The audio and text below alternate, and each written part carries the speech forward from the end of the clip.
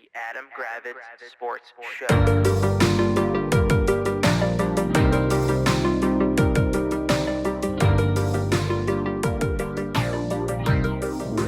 What's happening, party people? Welcome to the Adam Gravitz Sports Show. This is Jack. Say hello, Adam. What's up, everyone? It was like 80 today, so that was awesome. Yeah, it was a taste like of future summer. Right, but I think it's supposed to get like cold again in a couple of days. But I'll take advantage of at least the good weather today and tomorrow. But I feel like we have two major things to talk about, like two major storylines. That would be NFL free agency and conference tournament. So I don't know where you want to start That with sounds first. reasonable. The big breaking news, just as we were clicking record, is the Baltimore Ravens, LA Raiders, Las Vegas Raiders. My brain's melted. Raiders trade with Maxx Crosby got rejected by the Ravens. Apparently he failed his physical. I wonder what he failed his physical for. I think they said it was a torn. He had a torn meniscus or something. And it wasn't healing properly? I guess not. Here's the crazy thing, though. Like, the Raiders spent a ton of money, like, not thinking they had now, like, thinking they had gotten rid of Crosby's $30 million contract. Yeah.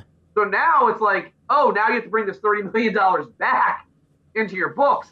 That would be kind of awkward now. Like, they still have to shop him. I mean, they're going to shop him anyway, right? I assume he's still going to get traded. He's scratch and dent. So, he's scratch and dent, so he'll come at a discount, right? I guess. I just don't like. I guess. I mean, I don't know who's going to. Now maybe he only goes for a first? I don't know, man. Like, I still think he gets traded. Like, there's no way he plays the season for the Raiders, right? Like,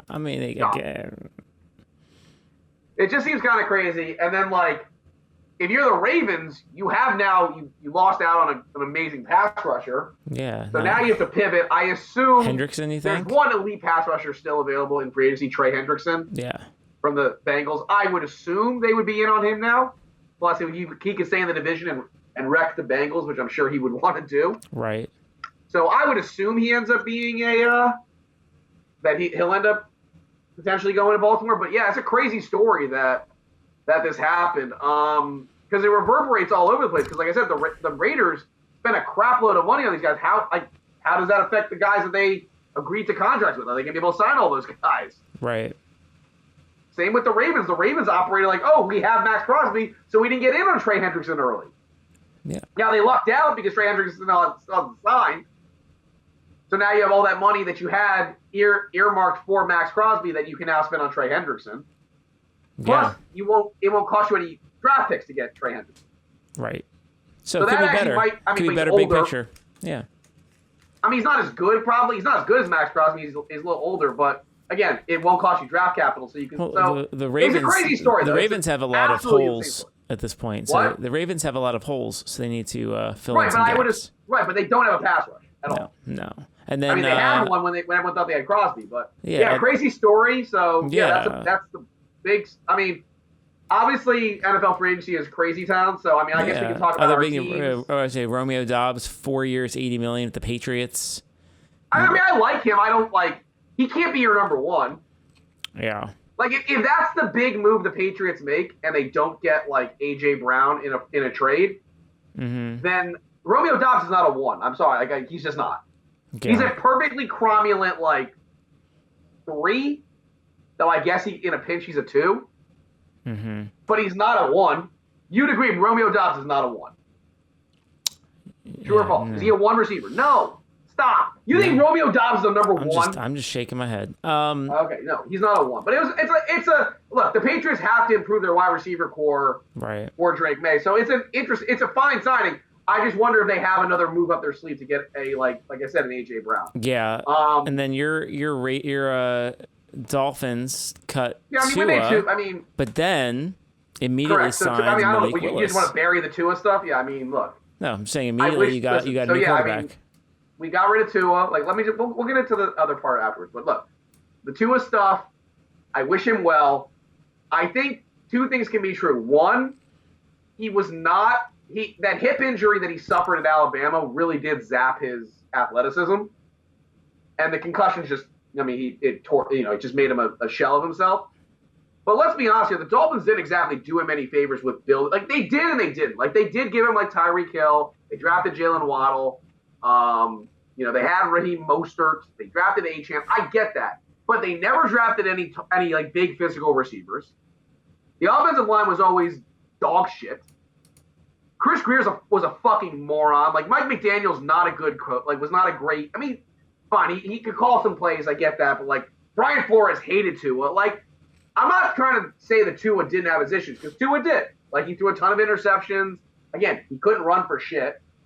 But the major issue was the Dolphins gave him a massive extension. And this is the problem in the NFL, as I've talked to you before, when you have a quarterback who's not the top 5 to 7, but is also not a bottom 10 option.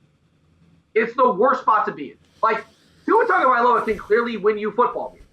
Tua Tagovailoa, I don't think cannot win you a Super Bowl. He just can't.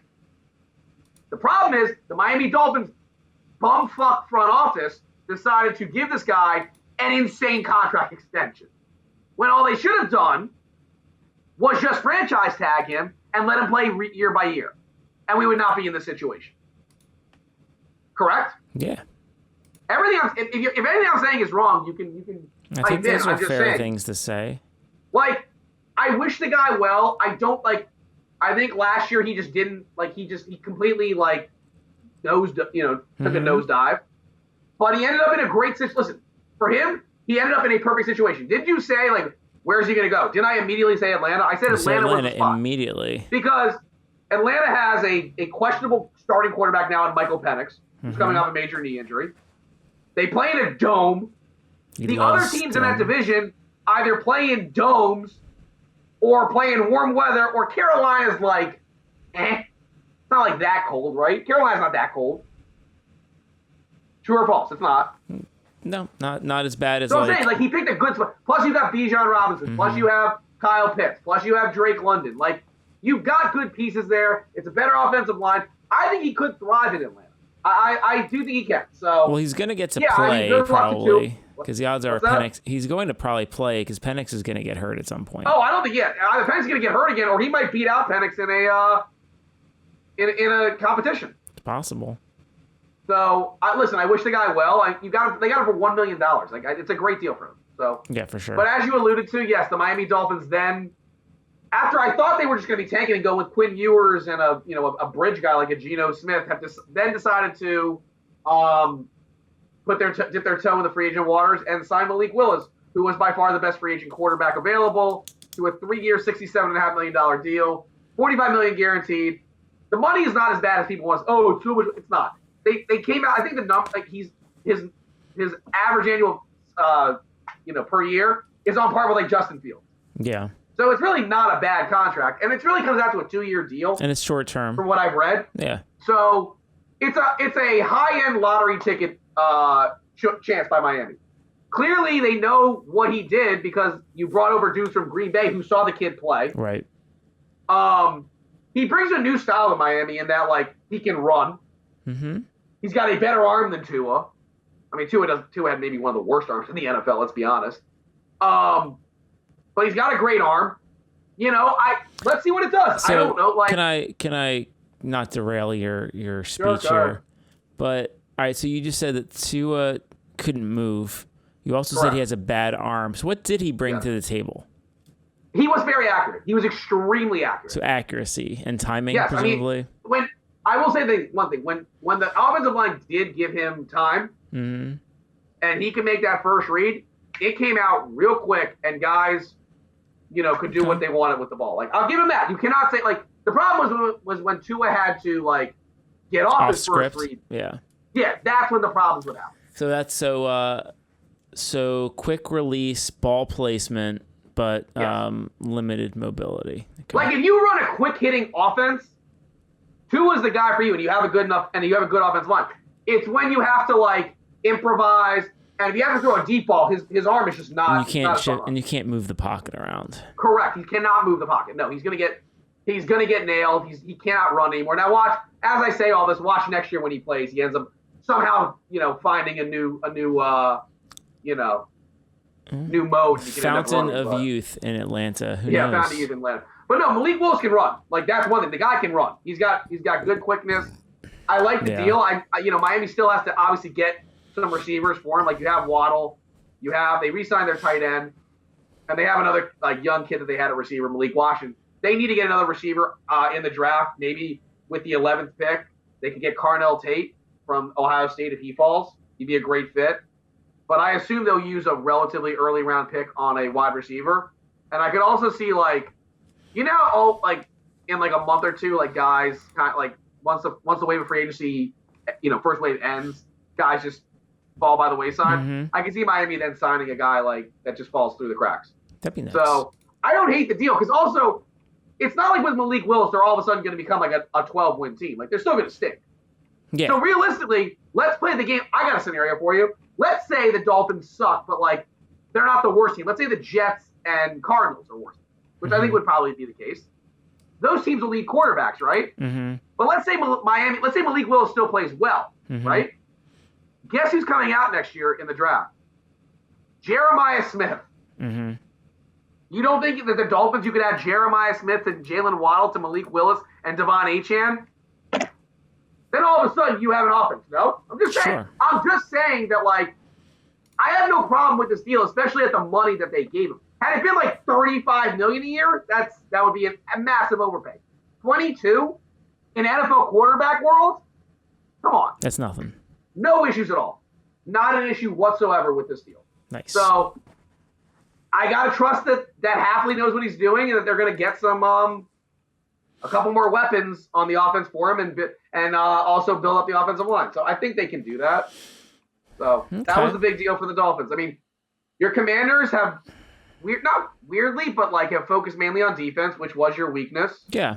You signed a pass rusher that you, I'm sure, have spent tons of times researching and have Odafe Owe, former Raven. Yeah, nice way 10 sacks last year. Well, here's the thing, though. He sucked the first half of the season with the Ravens, then got traded to the Chargers, went nuclear. It's a lot of money. You'd agree. It's a lot of money. Mm-hmm. Yes or no? It's a lot of money. It's a not insignificant amount of money, sure. He is 25, I believe, so that's why I can 27. live with it. 27. 27? Mm-hmm. 27? All right, it's a little older, but it's a little high, but the Commanders need a pass rush. I just saw today, I think today they just signed a linebacker, Leo Chenal. Yes. 25-year-old. That seems like a pretty good signing. He played on I Chiefs don't love previously. What? I think he was recently with the Chiefs. Yeah, he was with the Chiefs. So he comes from a winning team.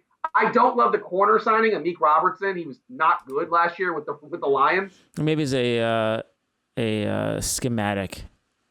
And then they brought back Tim Settle. Who, that's nice rotational defensive lineman. But he's but they gave him okay. I know, of course, you're gonna say it's a great move by Adam Peters. I knew it. See, Jack. This is the thing about Jack guys. He'll never say anything negative about Adam Peters. Yeah, it's true. Would you say Adam? Okay. How would you say your wide receiver core looks right now? It's good answer. It could use some work. It could use some work. Oh, it could use some work. Have they? Just curious. Okay. So you're going to defend. So my question, just shit. So you have a rookie quarterback, right? Mm-hmm. Wouldn't you think you'd want to build up? From 2 years ago. Sorry, you have a quarterback on a young on a quarterback rookie on a rookie deal. You would think you'd like to help, maybe get some pieces for him. Mm-hmm. Just a thought. How's your tight ends room looking? Tight ends. Do you have a tight end? There's. Say Ben Sinnott. Please say Ben Sinnot. Please say it. I mean, there's no established tight ends. Oh, you could say. okay. I just want to make sure I have this correct.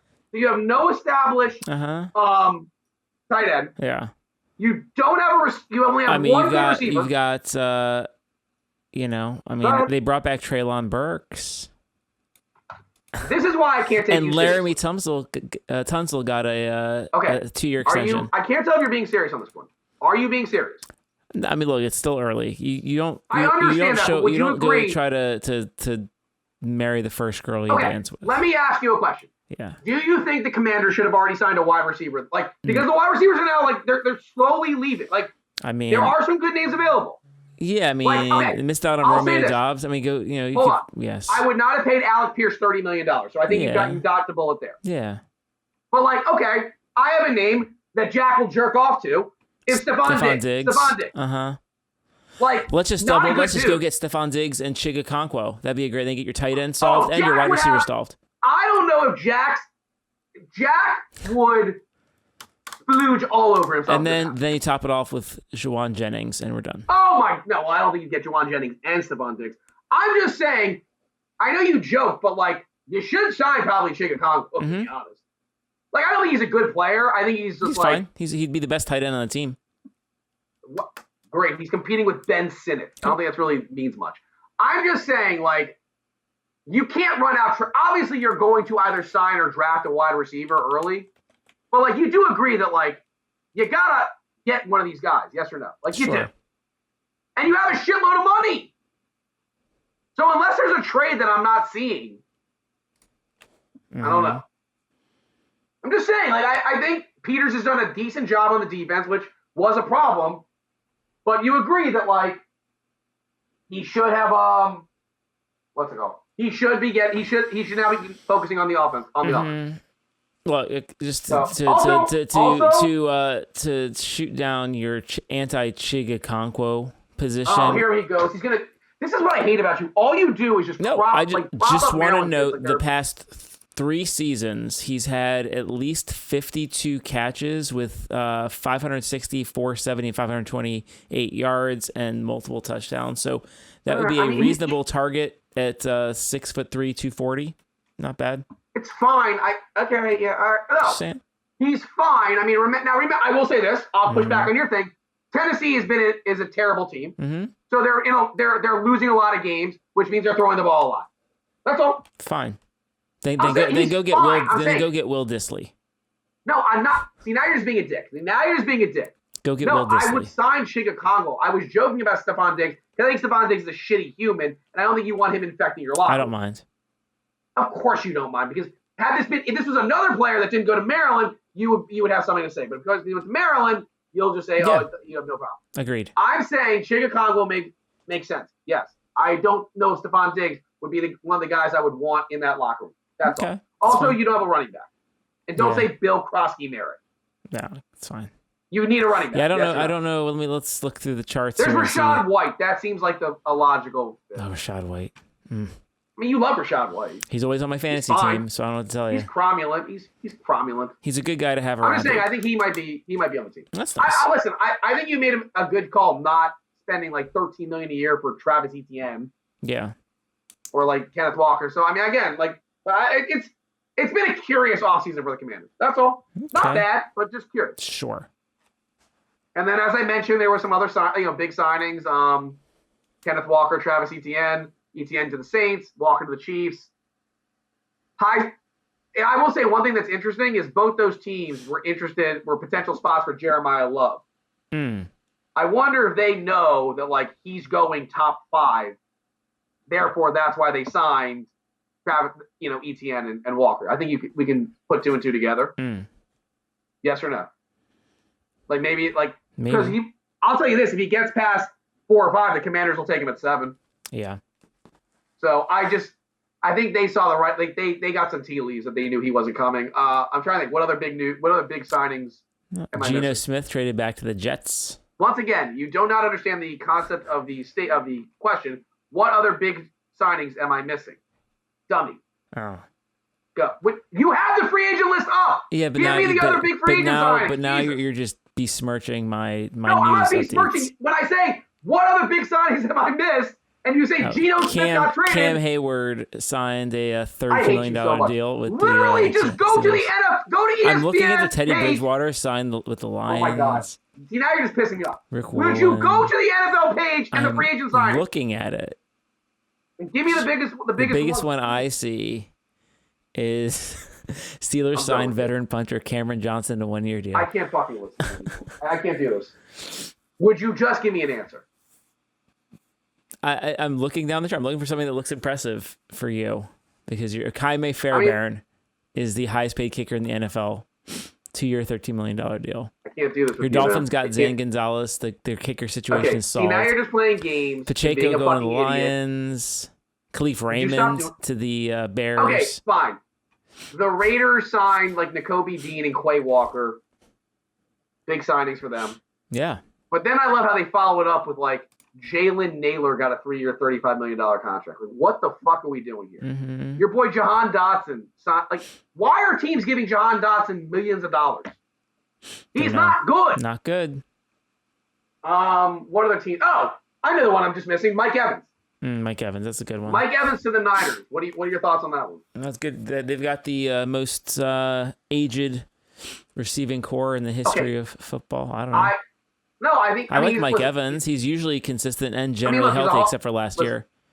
Well, see, that's the thing. He's not, though. I feel like every game you see Mike Evans is always listed as questionable. He's always coming in to games injured. Yeah. Look, he's a first ballot Hall of Famer. It's if CMC, Kittle, and Evans can stay relatively healthy, I know they're not going to be like fully healthy, but if they're relatively healthy, that is a great trio. You'd agree? Mm-hmm. Like, Mike Evans is obviously a better player than Jawan Jennings. Mm-hmm. Like, he's a good replacement. Oh, I got the receiver that the Commanders. Now we're talking about the Commanders. I know the receiver you guys are going to sign and be like, well, we did it. Who's that? Brandon Ayuk. I know you're going to do it. That's a popular choice given the relationship between Adam Peters and the 49ers. I'm just saying, watch Peters just not want to spend money in free agency and be like, yeah, we'll just sign Brandon Ayuk to vet minimum. Don't worry, but anyway, Luke McCaffrey's still on the squad. I hate you so fucking. Just remember. No, the Mike Evans deal, I'm shocked he left the Buccaneers. I am. But Tampa also has Emeka Ibuka and Chris Godwin, and they drafted another kid that was pretty good last year. Yeah. No, they have Jalen McMillan also and Tez Johnson. Like, they have a pretty good core as it is. I don't know if they really, not saying they didn't need Mike Evans, but yeah, there's probably time. I guess it may have been time for him to go. But, you know who made some good signings? The Panthers. They got Jalen Phillips, formerly of the Dolphins, and then went with the Eagles. And also Devin Lloyd from the Jaguars to help their defense, which was very shitty last year. Yeah. So I think the Panthers have made some sneaky good moves. Sneaky. I don't know what else. So those are just some of the moves. I mean, the first week of free agency always has like some good moves and then some just like really questionable, like dumb shit signings. I think we can agree. But it's always fun. That first day of free agency, is always fun. That Monday when 12 o'clock hits and you see like move after move after move getting announced. It's kind of fun. Yeah. And what else we got? Oh, conference tournament week. Yes, conference tournaments. This is where we're right in the front porch of March Madness. We're in the start. The front porch of the worst this like teams. So for cultured people, unlike Jack, I call this the amuse bouche. The amuse bouche of conference. Uh-huh. No, I'm saying Tuesday is the amuse bouche. Yes.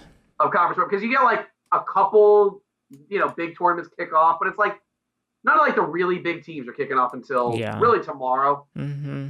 You'll see some games with teams you kind of I mean, I guess tonight like BYU is playing. I mean, tomorrow too, you got Loyola Chicago playing Richmond. Pretty excited about that one. Do this? Pittsburgh NC State's gonna be a barn burner. I can't do this with you. St. Bonnie's, the Bonnies against LaSalle. What are we burying the lead? Jack's team beat Oregon today. Okay, cool. Look, he doesn't even care, people. Don't even care. He doesn't even care, listeners. It's one more chance to watch Diggy Coit, and I guess we're thankful for that. I mean, look, I will say this: you beat a shitty Oregon. I mean, you're shitty too. I mean, the two of the worst teams in the history of the Big Ten basketball conference. Yes, you're playing Iowa, who you already beat. Iowa's kind of cold. Like they're. That's what I'm saying. If you look at their last 10, they're not. It doesn't look good for them. Now here's the problem: even if you do somehow upset Iowa, I believe you would then play what, like. I mean, who freaking Wisconsin, cares? Purdue. It doesn't matter. It's somebody who killed house you money. Year. It doesn't matter. Yeah. You're gonna play Ohio State. Maybe it doesn't make a difference. Yeah. It's because the Maryland. This is the worst Maryland. I thought this was the worst Maryland basketball team in just a lifetime. But according to just math, it's the worst basketball team Maryland's had in 2 lifetimes. In 103 years, this is the worst squadron that's taken the court in 103 years of college basketball. Not good, sir. Not good. And then, so there you go. The other tournament that our teams are in is the ACC tournament. No one cares about that. Okay. Oh, fuck off. And the breaking news there is that Duke, the overwhelming favorite to win, announced their starting point guard has a fractured foot and is going to be out for the foreseeable future. Oh, that's not good for them. And the starting center is out for the AC tournament. So if you were counting on them as the number 1 seed, you should. Oh no, they're still number 1 seed. Oh no, they're still number 1 seed. If you're thinking about putting their name running down the bracket the whole way, you might want to reconsider. Oh, you're talking about the ACC tournament? No, for the NCAA tournament. Oh, I still would put. Listen, they're still one of the they're still a favorite because yes, you don't have Caleb Foster, the point guard. I assume the center will play. Well, here's my thing though, and this Plus, they can replace. It'll be Cam Boozer's brother will be the point guard. He played like 20 minutes. Oh, that's nice. A game, so he's a prominent replacement. One thing that underpins the silly goose Maryland basketball fans who are like, well, Pharrell Payne got hurt, so that's why we stink. It's like other teams have injuries and they can still win. So okay, well anyway, we stink. Why the Duke stuff matters is because my school is the 8th seed in the AC tournament. Our first game is tomorrow night against Cal, and if we win, we will play Duke. So that helps you.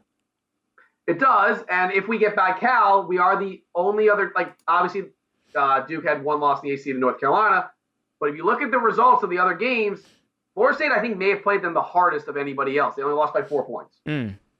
So again, if Florida State's pretty hot, like they're not going to make the NCAA tournament, which I mean, okay, that's fine. But if they can beat Cal, which is going to be a very tough game. You're favored by 3.5. I understand that because but again, it'll be tough. If we can get to Duke, it just gives us a chance. Like I don't know, it can be fun. But I love conference tournament week is great. Days like tomorrow, as we're recording this up to Wednesday, Thursday, Friday are just awesome days. It's just filled with so much college basketball. And I love it, and it just gets me ready for the NCAA tournament next week. So next week we do our bracket preview, like we always do. Jack always prints me out my player pool rankings as tradition. Yeah, and then I will come over to his house and pick it up. And he gets all angry that I have to do it because it's such a hassle for him to print something out. God forbid you get your own printer. Okay, my printer. Shut up, Jack. Like it's not a big deal for me. First off, I'm the one that has to drive 15 minutes to go pick it up, asshole. Because it's the thing you're getting when we mail it. I can mail it to you. Just do it. I'm gonna do it. Do it, Jack. Of course, I'm gonna print it. It's not a big deal. You always do for me. But yeah. So listen, it's fun times. NBA wise, Wizards are wow. They let up 30 points in the first quarter to yes, I believe Bam Adebayo scored 30 in the first quarter. What's he at now? In 10 minutes. Let's see. I think they've been taking their foot off the gas, but let me see. I assume they're up big on us still. They're only up by 24. Okay. Let's see, Bam Adebayo currently is he slowed down. He only has 52 points right now. 52 in the third quarter. Yes. Okay. Listen, we both. He's averaging 2 points a minute. Okay. Well, the big news was that Trae Young debuted. We checked it out. He looked fine. He looked good. Would you agree? He looked good. Like his defense is terrible, which we all know. But he was getting guys open, or he got guys easier shots. And yeah, I don't know how many games this Wizards team's going to win the rest of the year. I mean, it's not looking good, which is exactly what we want. Yes or no? Yeah. Exactly what we want, Jack. Exactly. So I'm good with it. And also, other teams below us are losing. Or winning. Sorry, winning. And the Wizards lost back-to-back games to the Jazz and Pelicans. So they're doing their job. But again, like, the team is doing it the right way, and if the lottery gods give us luck, and we can get A.J. DePonsta, or Taron Peterson, or Cam Boozer, as I've said every podcast, this team is set up to be a legit contender. Yeah. Like, again, it was like 2 years ago that the Pistons were like 14-68. Just pointing that out. And now where are the Pistons? First place. First place. Am I? No, I know you don't want to give any answers, but am I wrong? Like, not wrong. Who's to say? Like, yeah, obviously if the Wizards get the 7th pick, it's not going to be great. But you agree, if they get a top 3 pick, this team has the guys that can. Look, you next year we could wake up one morning and the starting lineup includes Trae Young, Anthony Davis, Cam Whitmore, Alex Sarr. Looks pretty good. Same. Well, not Cam Whitmore. They will not be Cam Whitmore. Will be Cam Whitmore. Why would it would be AJ DeBonsta? What is wrong Whatever. with you? No, we're not going to get him. Their Wizards are going to win too many games, and they're just going to have to start Cam Whitmore next year. What do you mean they're winning too many games? They'll win too many. They'll turn around. They won't get the draft pick. They have 15 wins, dum-dum. It's fine. So stupid. What else we got? Well, we're at war, so that's good. I know last week. But no, okay, he declared that we are all intents and purposes won, but it's still not war, but it's war, and we're still blowing things up, but it's not war, but it's war. I think. No, I'm saying I know last week everybody probably enjoyed us not ranting about Trump and me talking about mental health. Yeah. But as you know, Trump has ruined our mental health because we are all, as stated, at war. All of our gas is going up, which I assume, according to MAGA rule or MAGA, thinking is Biden's fault somehow. Yeah, everything's going great. I don't know. Like, we're in a war that we don't need to be in, right? Mm-hmm. Like, I don't know. Jack has nothing to say to everyone. Jack. No, I mean, nobody. Look, this is an unnecessary, unforced error that anyone with a brain cell would have presumably chosen a different path. In addition to, obviously, dumb stuff like, I don't know, blowing up a girls' school and killing 150 kids. He also abandoned basically every American in the Middle East with that seems good. No way out, suggesting that they find their own commercial travel home, which when there's, missiles flying through the air, you can't quite get. It's just, it's so dumb that we're fighting a war that one of Trump's best friends basically told him to. And we don't know what their goals are because, as he eloquently stated previously, we've already obliterated their nuclear program, and then they want regime change, but they carpet bombed everybody, and now the guy's son, who's 40 years younger or whatever, is now going to be the new supreme leader. So it's basically the same thing, just a younger version. It's just so stupid. Like, cool. It's just such a stupid war. And if you believe that this is the right thing, then you're an idiot.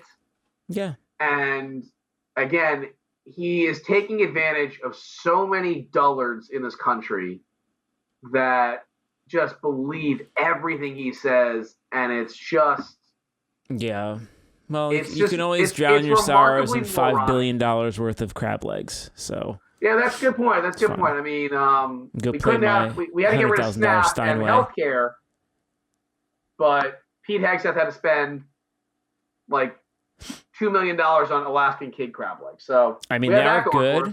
But I remember how everyone was so mad at Jameis for stealing like $50 worth of that stuff, and now here we are. The government is whatever, man. It's just laundering. Again, we live in a banana republic. We have a very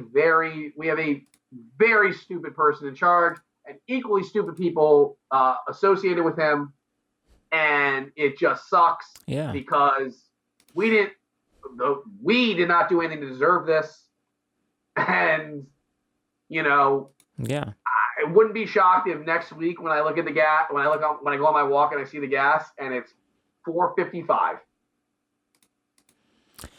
And he does this market manipulation thing where he will claim that things are done and over, and then things get better, and then psych, that's not the case. But of course, he shorted a bunch of stuff, and now all of a sudden he's making piles of money. So I mean, I wouldn't be surprised if I'm sure all of his friends made money off him, like.